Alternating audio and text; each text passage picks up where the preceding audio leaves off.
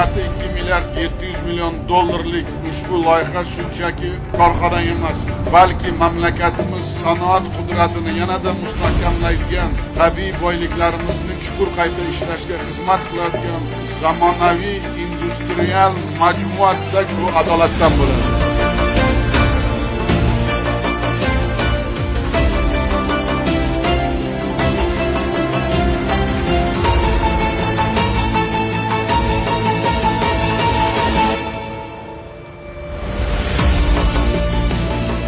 Juda katta marraga erishyapmiz, juda katta tajriba orttirdik, lekin hali bu tajribani amalga oshirish uchun biz ko'p narsa o'rganishimiz kerak. Ana shu o'rganishda bizga juda katta ilm, salohiyat, kadrlar kerak.